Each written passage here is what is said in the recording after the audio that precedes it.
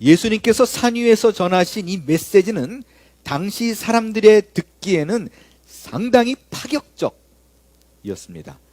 로마의 식민지 백성으로 살아가는 그들이 당하는 멸시와 천대와 모욕, 불공정은 이루 말할 수 없었습니다.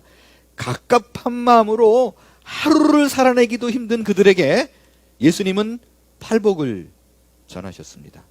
이 팔복은 너희들이 이렇게 살아야 복받아 라는 일반적인 윤리 강령이나 신자의 조건이 아니었습니다. 그 팔복은 하나님께서 당신의 자녀, 당신의 백성을 바라보는 눈이었습니다. 그 억울하고 답답하고 심령이 무너져서 가난하고 애통해 있는 그들에게 찾아와서 너희 복이 있는 자들아, 너희는 이미 복을 받은 자야 라고 말을 하며 따뜻한 눈으로, 그 눈빛으로 그들을 감싸 안는 것, 그 축복의 선언이 팔복입니다. 당시 율법에 의하면 가난하고 고통 겪고 어려움을 겪는 사람들의 생각은요, 내가 율법을 안 지켜가지고 이렇게 저주를 받는다, 징계를 받는다라는 생각이 팽배했습니다. 병에 걸려도, 가난해도, 큰 사고가 나도 자동적으로 이들이 생각하는 건 내가 뭘 잘못했지? 라는 거였습니다. 그래서 겪는 어려움이 생기면 무조건 율법을 지키지 않는 인과응보다 라고 생각했어요. 근데 지금 그들 앞에 메시아, 하나님 나라의 왕으로 오신 예수님께서 그들의 앞에서 행하는 모든 행동 하나하나가 뜻밖이었었어요. 많은 부분이 율법에 반하는 행동들이었어요. 당시 깊이 대상이었던 세리들과 교제를 합니다. 창녀들과 식사를 합니다. 안식일을 지키지 않습니다. 이런 파격적인 행보가 이어질 뿐만 아니라 가난과 억압으로 고통받고 있으면 당연히 내가 하나님께 징계를 받는다라고 생각했는데 새로운 계명이다라고 선포하며 팔복을 통해서 너희를 끝까지 하나님께서 사랑해서 책임질 것이야 라고 얘기를 합니다. 당시 로마 권력을 등에 업고 호의호식하던 종교 지도자들에게는요, 이게 굉장히 거슬리는 거예요. 자기들은 율법을 철저하게 지키니까 복받는다라고 이게 마땅한데, 아니 저렇게 살고 있는 사람들에게 복받는다라 그러면 말이 안 되잖아. 그럼 우린 뭐가 돼? 그래서 예수를 죽이려고 한 거예요. 반면에 율법과 그들의 위선에 짓눌려 있던 사람들에게는 이게 완전히 자유예요. 해방감입니다. 거의 대부분의 평민 유대인들이 자유를 누리고 기쁨을 찾았어요. 그래서요, 당시 유대 땅에 어떤 말들이 쫙 돌기 시작했냐면, 예수님은 율법을 폐하러 왔다, 디스트로이 하러 왔다 라는 거예요. 부숴버리러 왔다는 거예요. 그래서 이제는 율법을 완전히 깨부셔서 율법이 없는 자유의 삶, 이스라엘 백성들이 율법으로부터 해방을 누리기 위해서 예수님이 온 거다라는 말들이 쫙 번지기 시작했어요. 예수님이 그걸 몰랐겠어요? 잘 알고 있었어요. 그래서 예수님께서 산상수훈을 통해서 내가 왜 왔는가를 정확하게 얘기합니다. 뭐라고 얘기하냐면, 아니야 니네들 무슨 소리 하는 거야. 나 율법을 부숴버리려고 온 거 아니야. 오해하지 마. 내가 온 이유는 율법을 완전하게 하러 왔어 라고 얘기합니다. 이게 도대체 무슨 말인가? 여기 17절에 완전하다, 완전하게 하다, 예수님께서 그 말이 원어의 의미는 무슨 말이냐면요, 가득 채우다라는 뜻이에요. 영어 번역이 좋아요. fulfill 이에요. 이 fulfill이라는 단어를 한국말로 번역하면 성취하다잖아요. 이루다, 뭐 완료하다, 마치다, 끝내다, 뭐 이런 뜻이 포함되어 있어요. 근데 아주 원어로 잘 번역한 게 그냥 우리가 생각하는 이루었다 뭐 이런 게 아니라, 보세요. full이 뭐예요? 가득, fill, 채우다. 딱 원어의 뜻이에요. 그러니까 예수님이 오셔서 한 게 뭐냐면, 율법이 뭔가 부족해요. 뭔가 이렇게 떠 있어요. 비어 있어요. 그 부분을 예수님이 와가지고 딱 채워서 완성시켰다 라는 뜻입니다. 그러면 예수님께서 율법의 부족한 부분을 채웠는데 뭘 채운 거예요? 당시 유대인들이 알고 있는, 또 하나님께서 유대인들에게 줬던 율법은, 뭘 하지 마라, 뭘 해야 된다라는 그 율법은요, 결코 사람들이 다 지킬 수 없어요. 숨 막혀요. 그래서 이거를 지키려고 노력하는 사람들은 다 힘들어요. 그래서 오히려 율법을 지키려고 하면 할수록 절망하게 되고 좌절하게 되고, 그 율법이 우리 삶의 거침인 돌이 되고 나를 찌르는 송곳이 되어서 아프게 했어요. 그래서 하나님께서 하나님의 백성, 자녀들을 위해서 줬다라고 말하는 그 율법이 하나님 품으로 인도하는 가이드 역할을 했던 거는 분명한데, 오히려 그것이 너무나 힘들게 만드는 거예요. 그러니까 부족한 거예요.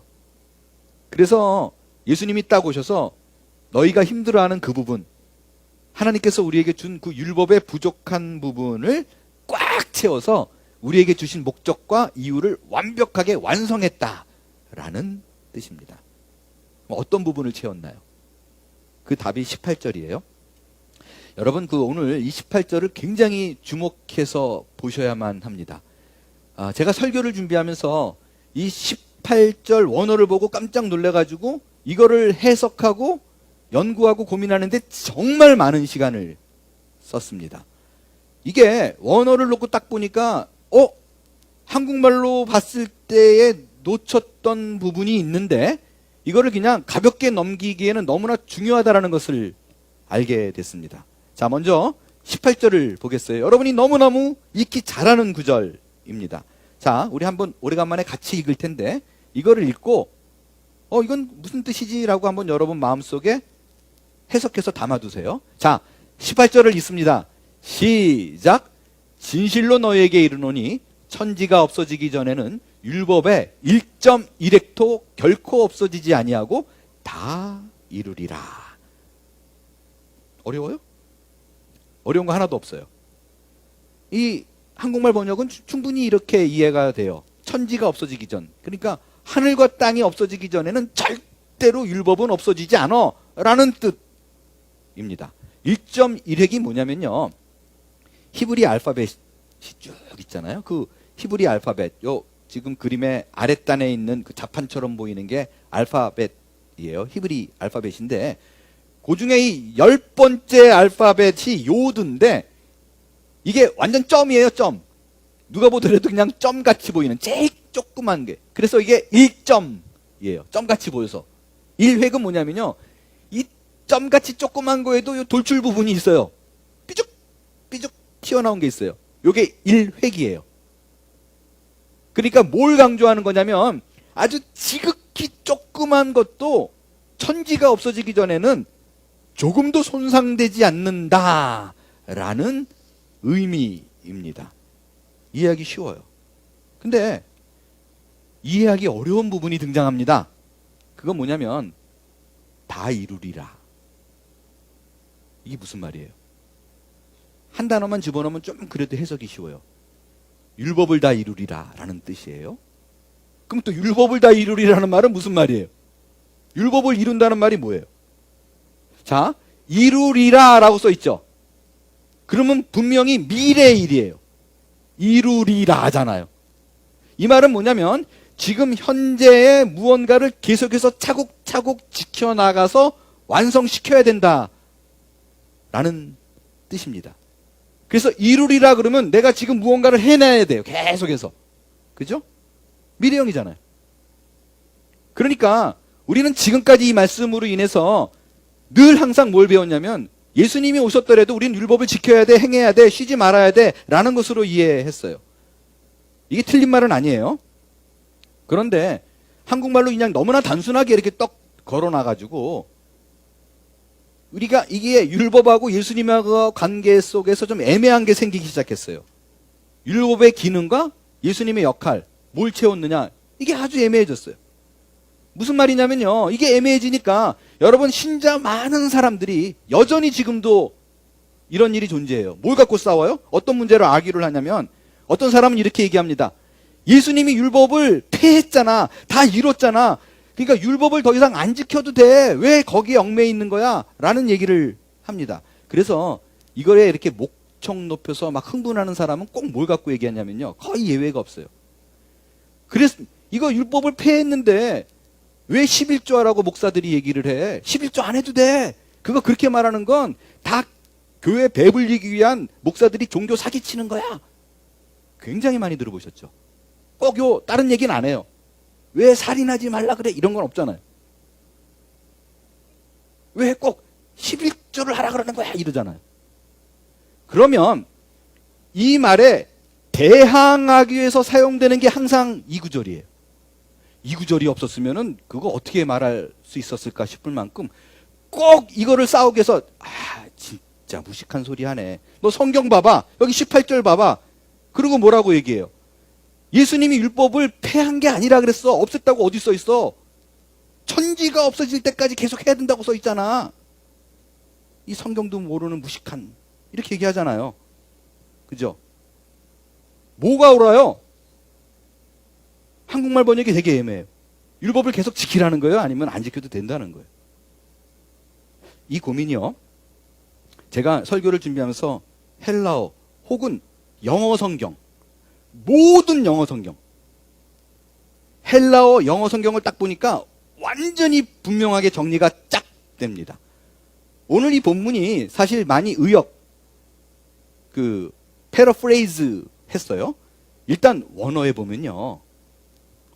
여기 나와 있는 무엇 하기 전에는 이 전에는이라는 단어가 없습니다. 프리포지션, 전치사가 없어요. 이 부분이 헬라어로 이 전에는이라고 써 있는 단어가 헤어스인데 다른 전치사예요. 전에는이 아니라 하기까지는입니다. 그러니까 비슷해요. 그러니까 이게 의역한 거예요. 천지가 없어지기까지는 그거나 없어지기 전에는 비슷하잖아요. 까지는이에요. 이것까지는 괜찮은데 사실 이 18절에 이 헤오스라는 단어가 한 군데 더 있어요. 어디냐면 다 이루기까지 하고 여기 하나 더 있어요. 헤오스가. 이걸 빼먹었어요. 영어 성경에는요 다 들어있어요. 모든 여러분이 알고 있는 영어 성경에는 다 들어있어요. until. 지금 보고 있는 번역본은 NASB, 그러니까 그 영어 성경 번역 중에서도요, 익스트림하게 원어랑 그냥 이렇게 직역한 거, 그 성경이거든요. 들어있어요. 그러니까 자 보세요. 하늘과 땅이 없어질 때까지가 처음에 등장을 하고, 율법의 1.1획도 없어지지 않는다가 등장하고, 다음에 모든 것이 다 이루어질 때까지가 등장을 합니다. 이걸 제가 한국말로 직역한 거예요. 자, 요거 여러분 집중해서 봐주시기 바라요. 진짜 제가 시간 많이 썼어요. 어떻게든 쉽게 좀 해보려고. 오디오로 혹시 지금 듣고 계신 분들도 이거 TV 켜고 보셔야 돼요. 아니면 이해하기 어렵습니다. 그러니까 이 18절의 메인 핵심이 뭐냐면 율법은 절대로 안 없어진다 이거예요. 이게 핵심이에요. 요 핵심 구조를 싸고 샌드위치처럼 두 문장이 싸고 있습니다. 하늘과 땅이 없어질 때까지는 절대로 안 없어져. 율법의 모든 것이 다 이루어질 때까지는 절대로 안 없어져 라는 뜻이에요. 근데 이게 조건이에요. 하늘과 땅이 없어질 때까지는 안 없어진다. 율법의 모든 것이 다 이루어질 때까지는 안 없어진다. 샌드위치처럼 끼고 있어요. 근데 당연해요. 첫 번째는요. 하늘과 땅이 없어지면 나도 없어지는 거잖아요. 하늘과 땅이 없어지면 율법이 뭐 필요해요? 그러니까 이건 너무 생각할 필요도 없어요. 당연해요. 근데 율법의 모든 것이 다 이루어지면 없어진대요. 이걸 어떻게 이해해야 되나? 한번 패러다임을 싹 바꿀게요. 자, 하늘과 땅이 없어질 때까지는 안 없어져요. 율법의 모든 것이 다 이루어질 때까지는 안 없어져요. 그러면 하늘과 땅이 없어지면 없어져요. 당연해요. 이 말은 뭐냐면 또 율법의 모든 것이 다 이루어지면 없어져요. 하늘과 땅이 없어질 때까지 없어지면 없어지는 건 말이 된다 그랬어요. 그러면 율법의 모든 것이 다 이루어지면 없어진다는 말은 뭐냐는 거예요. 분명히 조건이 있어요. 안 없어진대요. 이때까지는. 근데 이게 이루어지면 없어져요. 그죠? 요게 핵심입니다.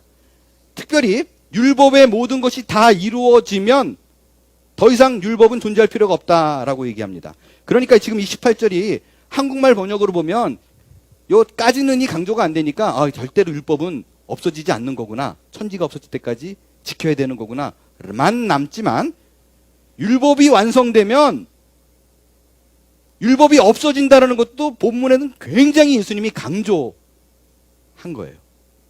이거는 여러분 원어 볼 수 있는 분은 원어를 보시고 영어 성경 다 살펴보고 스페니쉬 성경까지 다 봤어요.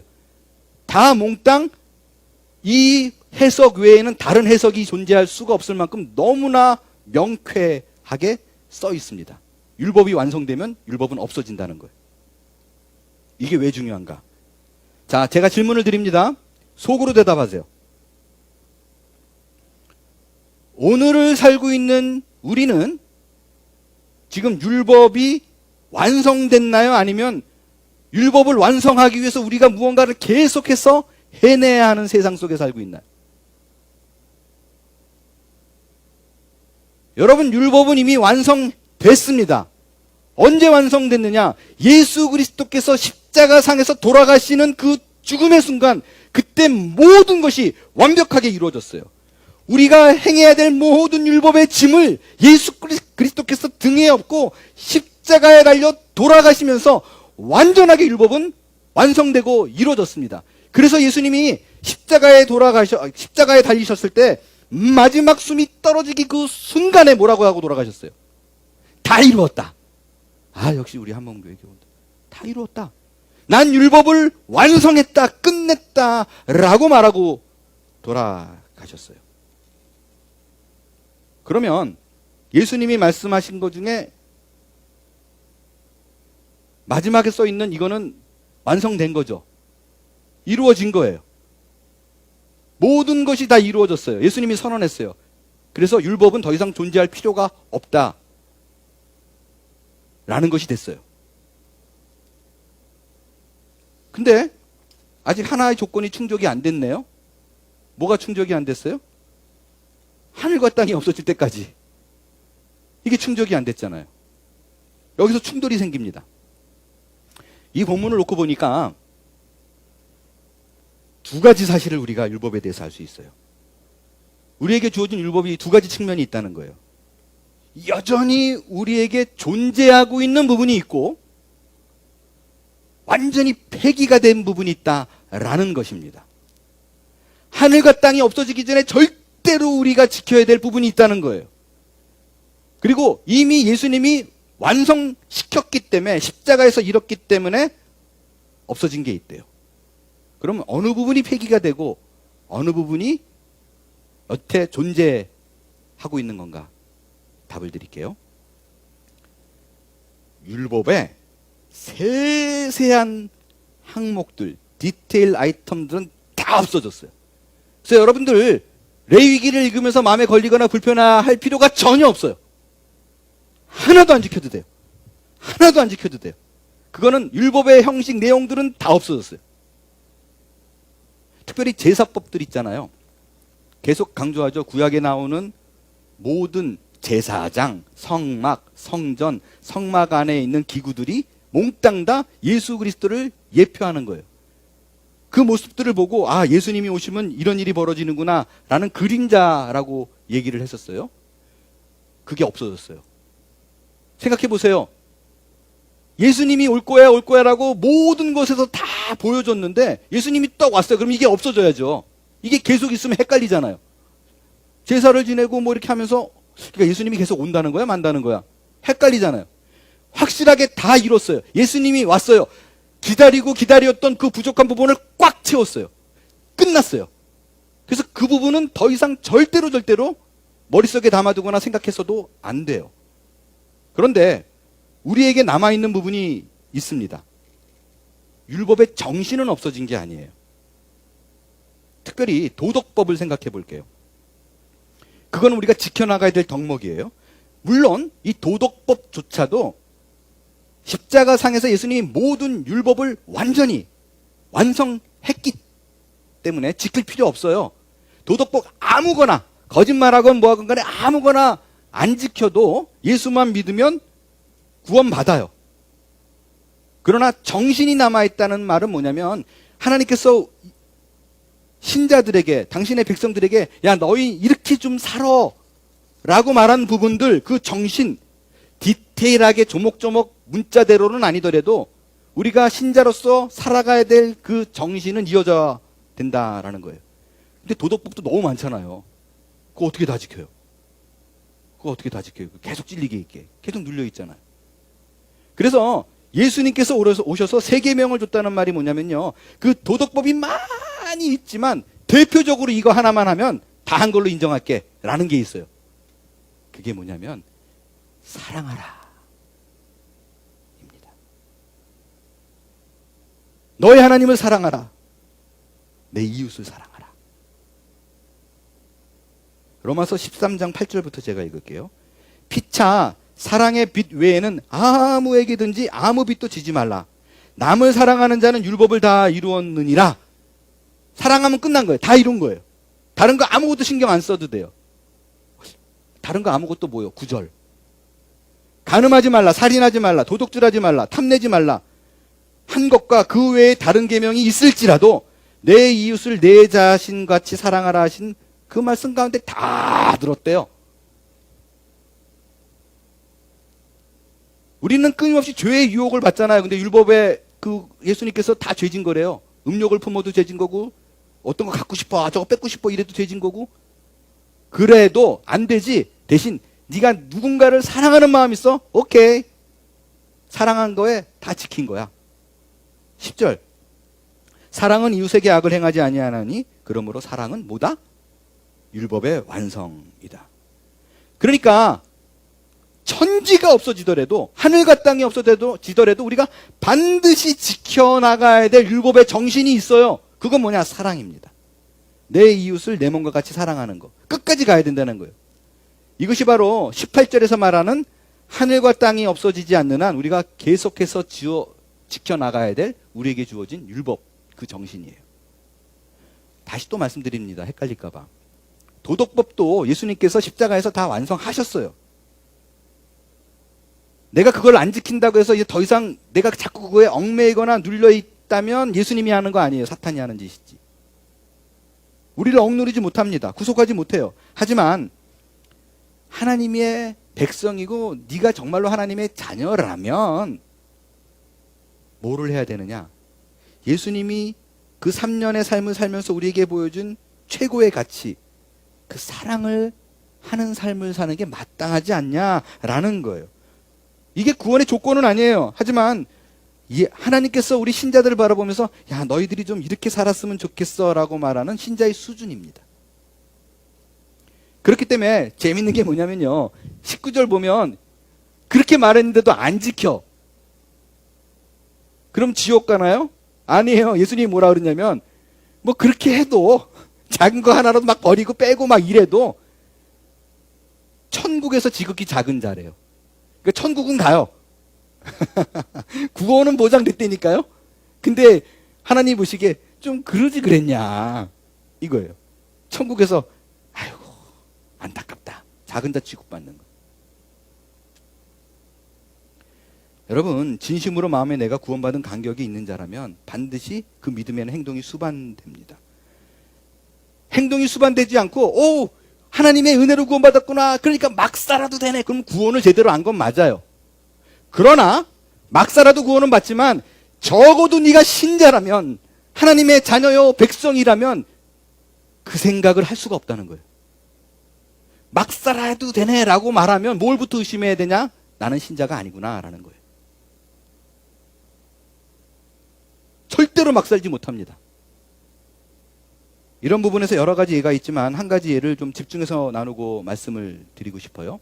행위가 구원을 보장하지 않는다. 믿음이 구원의 가장 큰 근거다. 라는 이유 때문에 사실 우리는 기독교가 세상 사람들에게 가장 큰 지탄을 받는 요인이 됩니다. 그러니까 누가 보더라도 아이고 착하다라고 생각하는 사람은 죽었는데 예수 안 믿었기 때문에 지옥이래요. 근데 누가 봐도 나쁜 놈이야. 살인까지 저질렀는데 예수 믿었기 때문에 구원받았어. 야, 내가 그래서 예수 안 믿는다니까. 그래서 내가 교회 안 가. 많잖아요. 많잖아요.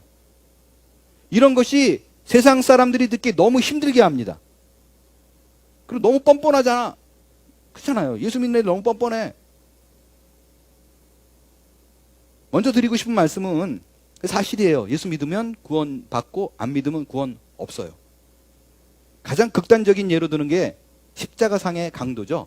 예수님이 십자가에 달렸을 때 한 사람은 막 욕하고 한 사람은 주여 나를 기억하옵소서 그랬더니 예수님이 뭐라 그랬어요? 오늘 네가 나와 함께 낙원에 있으리라. 전 이거 진짜로 믿어요. 정말로 믿어요. 마지막 강도가 숨을 거두는 그 순간에 예수님과 함께 낙원에 있을 거예요.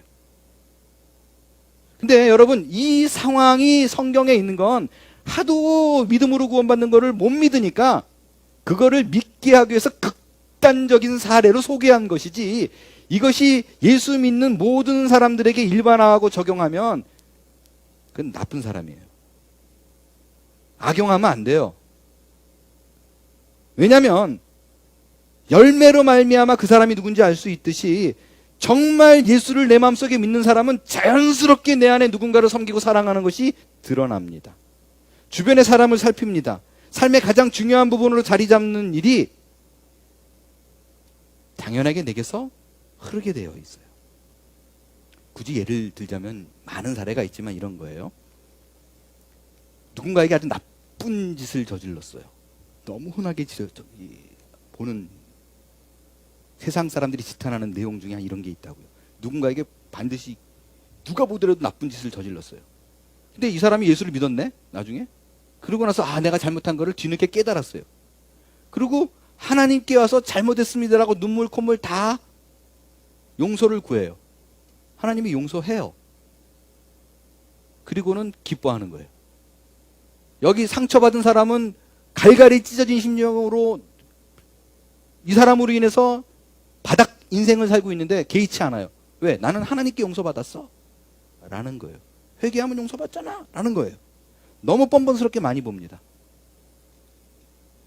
이게 바로 예수를 믿는 진짜 신자라면 결코 나올 수 없는 행동이에요. 왜? 사랑으로 내게 있어서 내가 섬겨야 될 대상, 내가 죄진 사람을 찾아가서 용서를 구하고 화목을 이루는 생각을 마땅히 하는 사람이 신자입니다. 그렇지 않으면 신자 아닌 거예요. 이거를 잘 보여준 영화가 있어요. 몇 번 제가 예화를 드렸는데 더 미션이라는 영화입니다. 이 영화에 보면 노예 상인이 있던 로드리고가 등장을 해요. 18세기 그 남미의 과라니족이라고 있어요. 그 과라니족들을, 그 원주민들을 잡아다가 막 패고 때로는 죽이고 뭐 이래가면서 끌고, 개처럼 끌고 결국에 노예로 팔아버리는 노예 상인이었었어요. 그러다 어느 날 자기가 정말 사랑하는 동생인데 그 우발적으로 칼을 들고 결투를 하다가 이제 동생을 죽이게 돼요. 근데 죽일 생각은 아니었거든요. 그거에 너무 죄책감에 사로잡혀서 감옥에 들어갔는데 말을 끊어요. 아무 말도 안 해요. 그리고 땅굴을 파요. 계속 어둠 속에 있어요. 그 어둠 속에 있는 그 로드리고에게 가브리엘 신부, 과라니족에서 선교하고 있는 신부가 찾아옵니다. 그래서 나랑 같이 과라니족과 가지고 선교하자라고 제안을 해요. 야, 자기가 개처럼 짐승처럼 취급했던 그들에게 가면 자기는 죽일 거 아니에요. 그들을 가가지고 선교하라 라는 말인데 기꺼이 가브리엘 신부를 로드리고가 따라 나옵니다. 그때 그 과라니족의 그 선교 현장에 들어가기 전에 이 로드리고가 뭐를 하냐면, 악한 행동이었잖아요. 노예 상인으로 있었던. 그때 사용했던 모든 기구, 무기들을 잔뜩 그물에 망태기를 만들어서 쌉니다. 그리고 과라니족이 저 이과수폭포 저 꼭대기 위에 사니까 그거를 짊어지고 이 고행의 표시로, 참회의 표시로 내가 이 과거에 못된 짓을 했다, 그래서 나는 고통받아야 마땅하다라는 의미로 그거를 쥐고 이과수 폭포를 끌고 올라갑니다. 그게 이 장면이에요.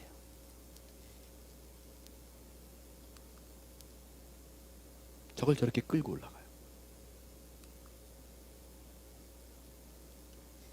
근데 가브리엘 신부가 따라가잖아요. 따라가다가 너무 이게 안타까우니까 막 끊어버립니다. 이런 거 필요 없다고, 이럴 필요 없다고, 믿음으로 구원 얻는 거니까 확 끊어버려요. 그럼 또 끊어진 거를 내려가가지고 다시 짊어지고 또 저 아래 떨어진 데부터 다시 시작해서 올라옵니다. 결국에는 이과수 폭포 위에 쫙 올라가요. 올라갔더니 거기에 과라니족들이 쫙 몰려있네요. 그리고 로드리고를 다 이렇게 쳐다봐요. 표정도 없어요. 자기 가족들을 팔았던, 죽였던 사람이 딱 올라온 거잖아요. 그러니까 과라니족 중에 한 사람이 칼을 들고 그리고 그 사람에게 뛰어듭니다. 그리고 목에 칼을 딱 들이대요. 그러니까 로드리고는 다 포기했어요. 이럴 줄 알았다는 생각으로 난 죽었구나. 담대하게 죽음을 받아들여요. 눈을 감습니다. 근데 뜻밖의 상황이 벌어지죠. 이 과라니족들이 가브리엘 신부를 통해서 예수를 믿은 사람들이잖아요. 로드리고를 용서합니다. 그리고 그 로드리고에 붙어있던 칼로 그 밧줄을 끊어버려요. 넌 자유야. 용서했어. 라는 표시예요. 자기의 죄악 덩어리였던 그 노예 상인에 섰던 그 망태기가 저 아래로 떨어집니다. 그때 로드리고가 처음으로 이게 웃는 건가 우는 건가 알 수 없는 그 25시 영화의 안소니 퀸 마지막에 이게 웃는 거야 우는 거야 라고 헷갈리는 그 명표정 있잖아요. 그 명표정을 지으며 펑펑 웁니다.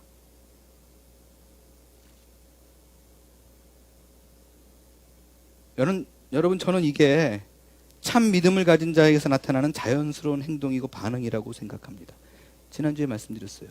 예수를 믿으면 내 안에 빛이 있다. 그 빛은 숨길 수가 없다. 자연스럽게 숨기려고 해도 감출 수 없이 피어나오고 튀어나온다. 여러분 이 빛된 삶은 신자에게서 자연스럽게 도출이 됩니다. 마찬가지로 참 믿음을 가진 사람은 이 문제를 가지고 나는 하나님 앞에 용서를 받았으니까 괜찮아라고 사람을 무시하는 행위를 하지 않아요. 반드시 나로 인해서 상처받은 사람이 누군가를 돌아보고 살피게 되어 있습니다. 만일 여러분이 나는 하나님께 자유함을 얻었어 라는 생각으로 인해서 내 시선이 내 이웃에게 가지 않는 사람이라면 가짜예요. 가짜예요. 로드리고는 자신의 잘못에 대한 회개를 하나님께만 고백하지 않아요. 과라니족을 찾아갑니다. 용서를 받음으로 자신이 진짜 참 신자가 되었음을 드러냅니다. 로드리고가 마지막엔 어떻게 돼요? 그 군사들, 그 점령군의 군사들이 과라니족을 무찌르기 위해서 막 몰려옵니다. 이들이 이제 막 찬송가 부르고 막 십자가 나오니까 너무 재밌는 장면이 나오잖아요. 이 리더가 쏴라! 쏴라! 그러는데 다들 못 쏘고 있어요. 못 쏘겠는데요. 못 쏘겠는데요. 결국엔 가브리엘은 기꺼이 죽음을 맞이하기로 무기를 들지 않고 로드리고는 무기를 들고 나가서 과라니족을 지키다가 죽습니다. 이게 참 믿음이 있는 사람이 보일 수 있는 빛된 신자의 삶입니다. 예수님께서는 너희 의가 서기관과 바리새인보다 더 낫지 못하면 결코 천국에 들어가지 못한다라고 얘기합니다.